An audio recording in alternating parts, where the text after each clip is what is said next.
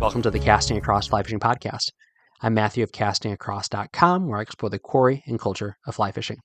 You found yourself in the 227th episode, and this one's a real treat because we're starting off today with a little game of word association. So as long as you're not driving, close your eyes. Imagine yourself on the trout stream, hear the water bubbling over rocks, hear the wind blowing through the pine trees, smell the smell of the fertile soil that is on the stream banks. And what comes to your mind when I say the word streamer? Now, because we're in the 2020s, or whatever we call this decade, there's a good chance that you're thinking of a 7-inch long articulated game changer. That's a good fly. It catches a lot of fish. Or if you've been fishing for the last 20 years or so, you might think of a big conehead woolly bugger.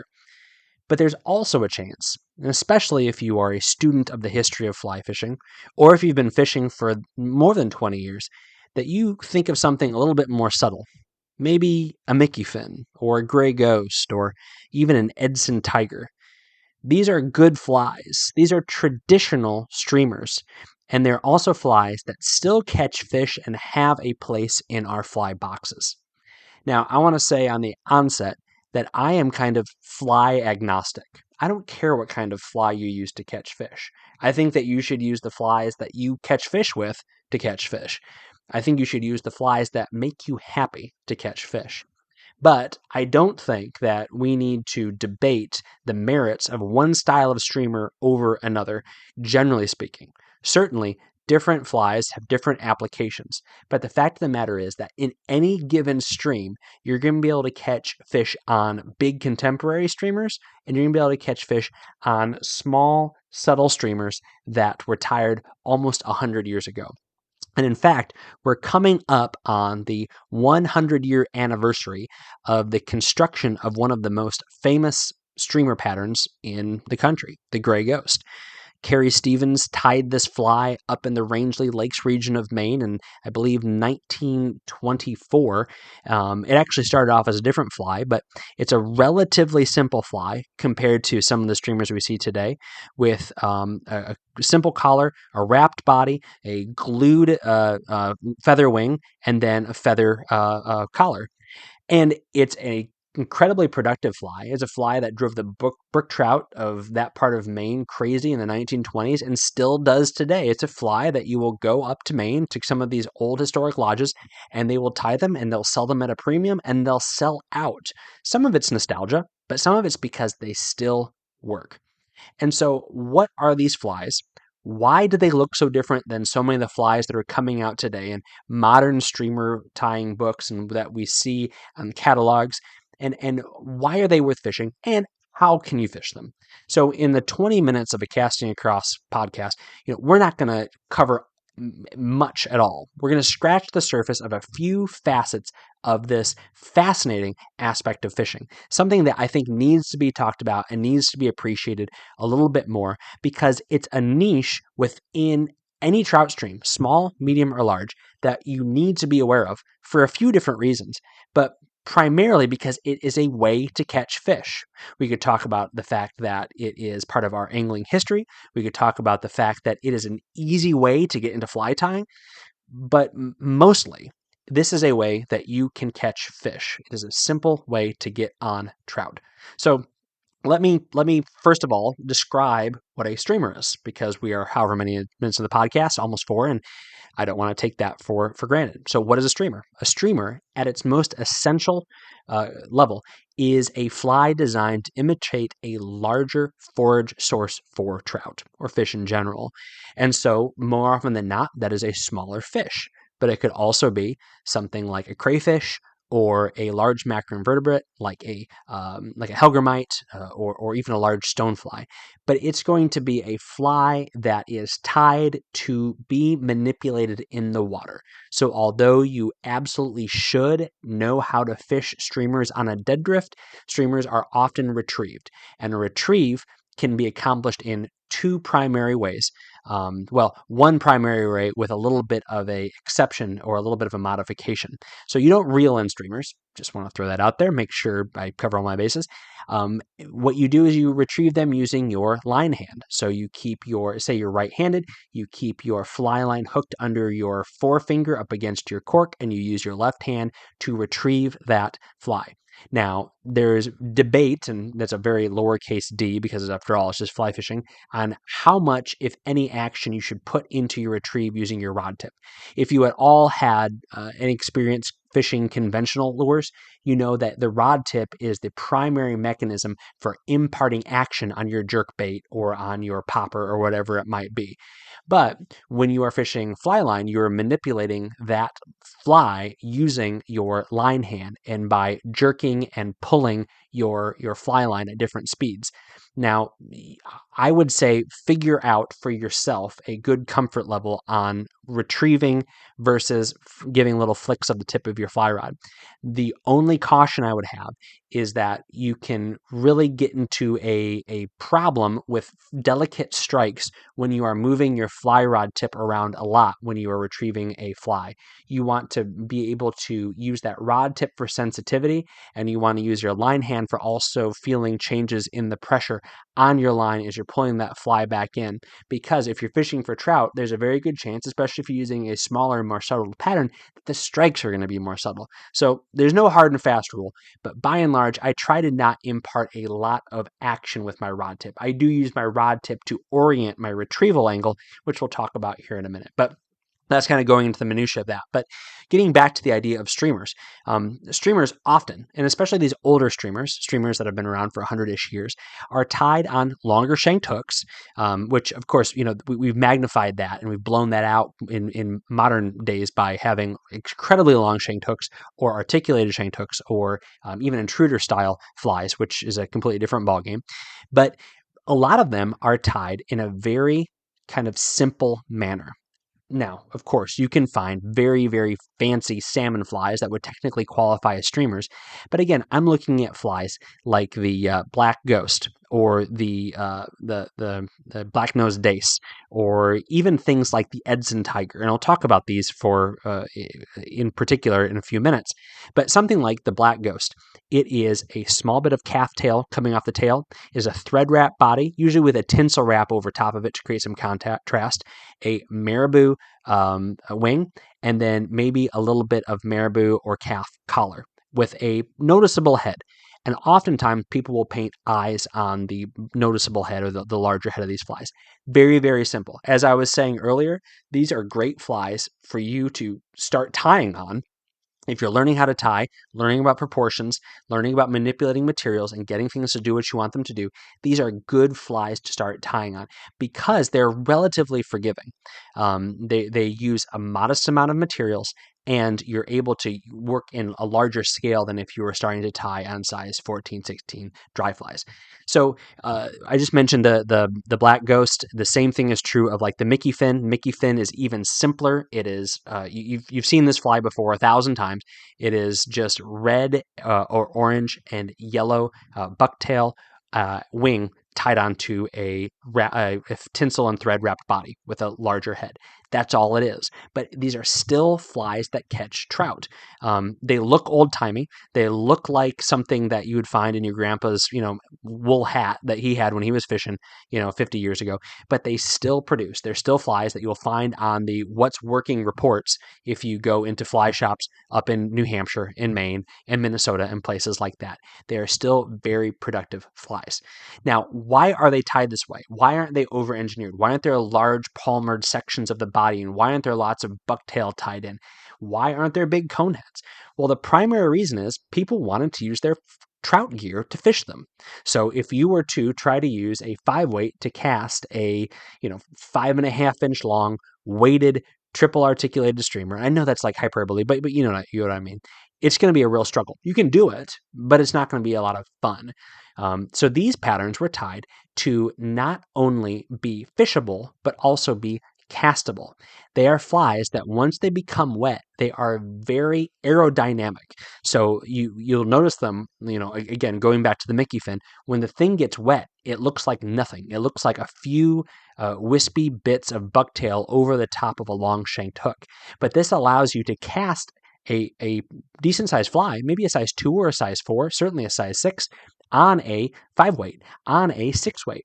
And, you rewind 45, 55 years, and the most popular weights of rods in those days kind of were equivalent to a 6 or a 7 weight. And the materials were not as responsive as we're used to today. So it was bamboo, and it was the pioneering days of fiberglass.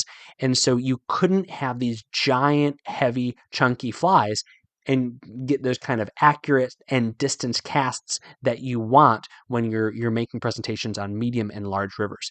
So the flies had to be tied to accommodate the casting, because these flies were, like I said, they were aerodynamic, but then they were also didn't have a lot of water resistance. So that's one of the reasons why flies today, whether it be for muskie, whether it be for bass, or whether it be for big trout, are tied the way they are. They are tied in such a way with spun deer hair, with other materials, with large profiles of feathers. They're tied to not be hydrodynamic. They are tied to actually displace a lot of water. So this makes for a heavier fly. This makes for a more wind-resistant fly, and so consequently, that's why you have to go to that 7 and that 8 weight to cast these patterns, which is great because, the flies that we're talking about today, the traditional patterns, they are tied flashy. They're tied often with an eye painted on. They are tied with very bright contrasting colors because they are meant to draw the attention of a fish from a visual perspective. They're seeing that contrast in the water, and they're seeing something that emulates a natural bait fish. So you're talking about something that looks like a smelt or a juvenile brook trout or something like that. With contemporary patterns, what you're looking at is something that is just looks like a big food source, and maybe it has a parallel in the ecosystem, but it's also because it is not very hydrodynamic. It's displacing a lot of water. What it's doing is it's not only allowing those fish to key in from a visual perspective, they're also sensing this thing pulsate through the water in their lateral line, and so it's keying them in that way. So again, these big flies do catch fish, but traditional streamers do also. Different fish will respond in different ways. Big fish will respond in different ways. And so having these smaller streamers on you is very, very helpful. And it also allows you to effectively fish a forage source like a bait fish in a streamer pattern using the exact same rod that you would be using to fish your dry flies and to fish your nymphs. You're not going to be able to do that super effectively or efficiently if you're using a large contemporary streamer. You almost need specialized equipment, which is fine, which is good. But to have some of these traditional streamers on hand, you're able to fish with them using the normal equipment that you have. So how do you do that? This is a great question. Well, you can use the exact same methods, techniques that you use with your giant streamers. So if you have been fishing the big stuff and you're kind of getting tired of that, or you want to be able to fish your dry fly rod more frequently on some of your favorite streams, but you still want to have a streamer mixed in, then we have one of two options. One, you can always use smaller versions of contemporary streamers. That's really fun to see the size 6 and the size 8 smaller versions of some of the popular patterns that are out there today. But you also can use some of these more subtle, smaller patterns, the gray ghost, the little brook trout. I mentioned the Edson Tiger. That's a really cool pattern that, when it was originally tied, fun little geeking out on fly fishing history. When it was originally tied, it was tied with chenille. So again, not a super traditional material. And then it was also tied with little metal cheeks. So, basically blades. They don't flip around like on a spinnerbait or something like that, but they little metal cheeks on the side of this little fly. And this actually, because it is chenille, does displace a little bit of water, and it has a bit of a chunky profile. So that was, that, and then like you think about the muddler minnow with the big deer spun head on it. These flies do also accomplish some of the things that the contemporary streamers accomplish. But having these flies in your pack allows you to fish for the predatory fish, the larger fish, the piscivorous fish, the fish that might even be cannibalistic, but able to do so in a more subtle way. So you might put a fish down, and I've seen this. I've put fish down with, size 2 streamers, where even just a gentle retrieve through a pool kind of freaks them out. And so you see them drop down to the bottom, you see them move off to the side, and you're never going to be able to eliminate that. You could have a perfect presentation with a small dry fly, and if they smell something wrong, they're out of there. But the more subtle you are, the better chance you have of eliminating that. But another nice thing about these patterns, these smaller patterns, is that you're able to fish them in a greater diversity of locations. So you can fish these through deep pools. It's going to be a little bit harder, especially if they don't have weight on them, but you're able to fish them through runs and riffles also. They're a great probing pattern. A lot of people have kind of gotten back into wet fly fishing because you can fish them on the swing.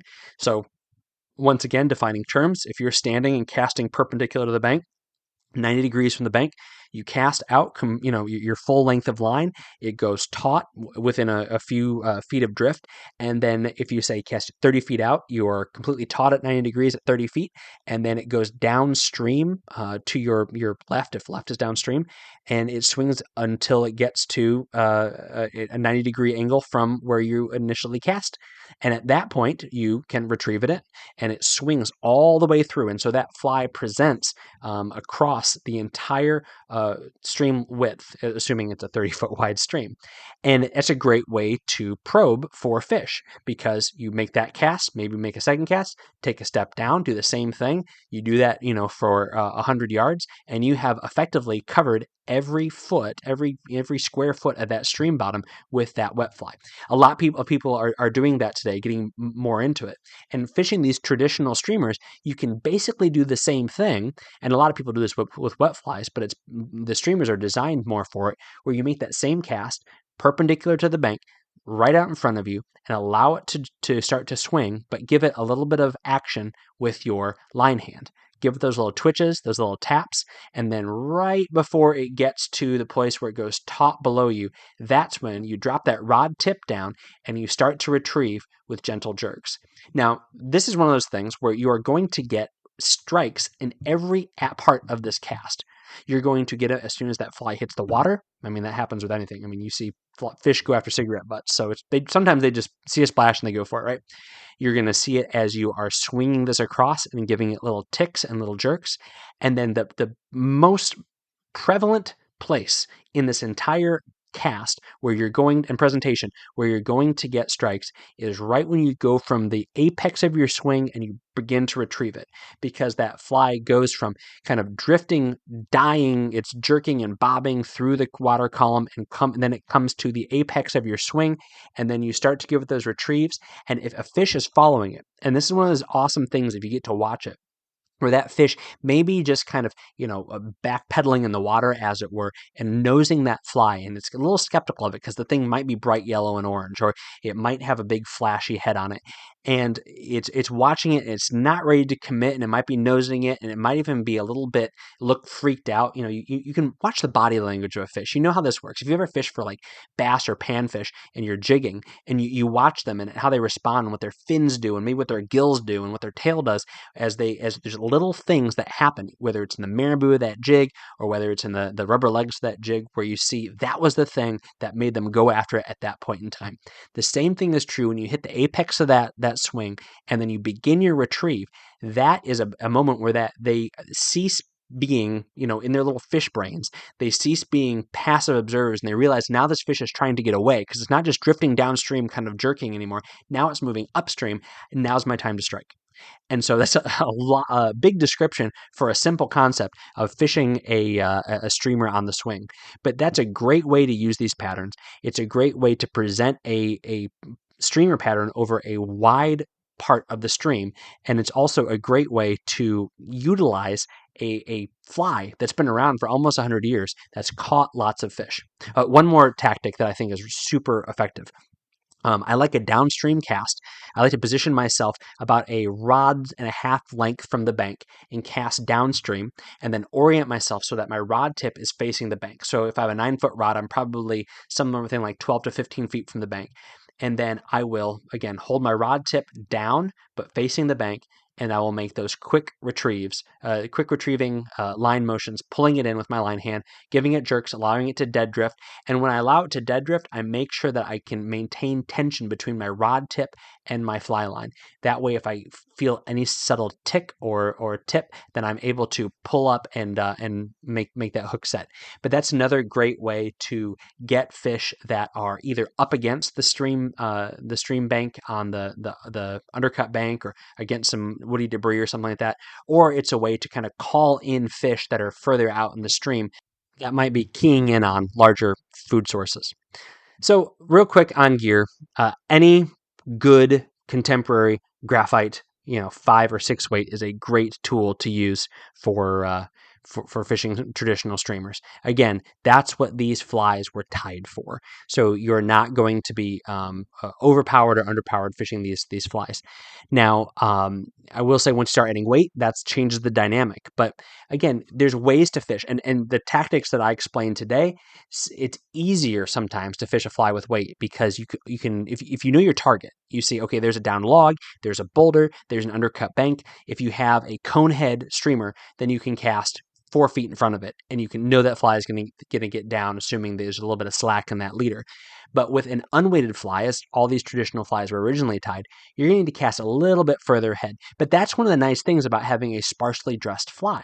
There's not a lot of resistance. There's not a lot of material that is going to hang on to little air bubbles and things like that. They're going to get down relatively quickly, but it's going to require mending. It's going to require a little bit of finesse to get that fly right where you want it in the water column. But as long as you have a good drift, then you're going to be able to do that.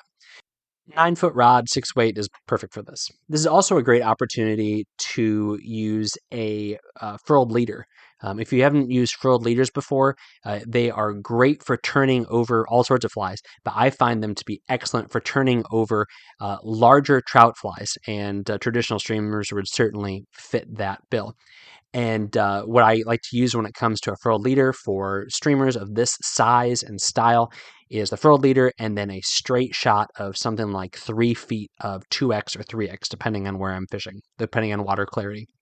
I also used to like to, go as small as I can, because I want a real supple tippet material right on the upside of my fly. This is the same idea of, like, if you're using a jerk bait for bass, you have a split ring on there. It's so that the line is not what is necessarily dictating the lure's movement. And so it's the same thing is true here. The lighter tippet that you have, the less of an impact that your retrieval is going to have on the direct motion of that fly. A lighter tippet is going to allow that thing to cock left and cock right and move around a little bit more as you retrieve it. So I like to use as lightweight as I can get away with for a lot of these trout streamers. Or if you're not into furled leaders, then this is a great opportunity to use one of my favorite leader formulas. You get a knotless, tapered mono leader prepackaged, like a 7.5 foot 3x, and I'll take like 2 feet off of it and then tie a nice 3 foot segment of 3x on there, and then that butt section remains my butt section the whole season for my streamers. As long as you tie a good solid knot, then that is a great stiff butt section on a leader that will turn over those flies well. But here's the cool thing about some of these flies.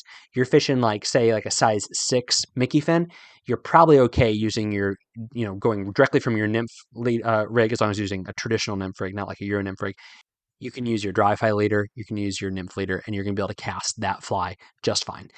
So anyway, that's a few tips and a few ideas, and again, just scratching the surface of what I would call traditional streamer fishing. And by all means, go do research. This is a great part of American fly fishing. Not to say that other parts of the world haven't used streamers, but there's some really cool stories about some of the streamers that are tied. Just like today, people are fascinated by some of the contemporary streamers that are coming out, because it really is breaking molds. It really is pushing boundaries. This is where you see a lot of interesting materials being used, a lot of interesting techniques being tried, and this is a great place for you to kind of put some ingenuity into your fly tying. At the end of the day, as long as it looks like a fish in the water, it's going to catch fish.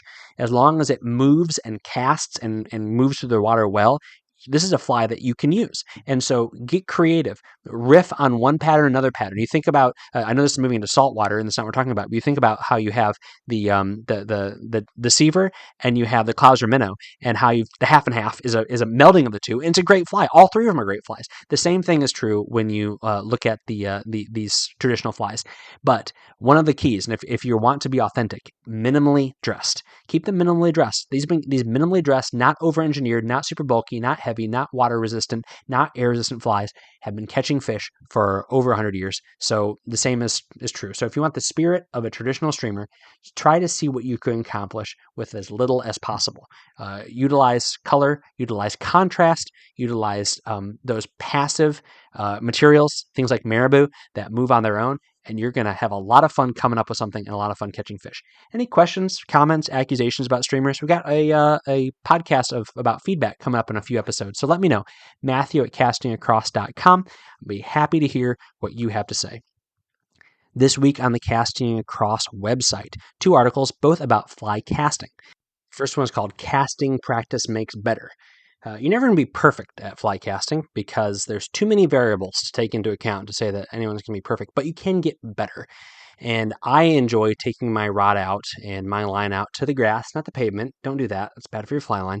And just casting some targets. So I give 3 exercises, one for accuracy, one for distance, and one for aerial mending. Aerial mending is maybe one of the most underrated aspects of fly casting, and especially if you are fishing for trout or warm water species. This is something that you need to be aware of. And I don't go into detail about aerial mending on this article, but it's definitely worth checking out, and because I send you to a few different resources. Speaking of resources, Wednesday's article was called Fly Casting, Where to Go for Better. And here I give 4 solid resource recommendations on where to go if you want to get better. Think about other sports. If you're a golfer, people go to swing coaches all the time. They go and utilize indoor ranges that have cameras and things like that. It's an investment in your time out on the links. The same is true for your fly casting and your fishing. If you are about to go on a trip to the Bahamas and you want to make sure that you can get that 80-foot cast out there, then it wouldn't be the worst thing in the world to spend some money in an afternoon to have a professional instructor show you a couple of things you can do better to get your double haul where it needs to be, or to be able to get that cast out in one less false cast.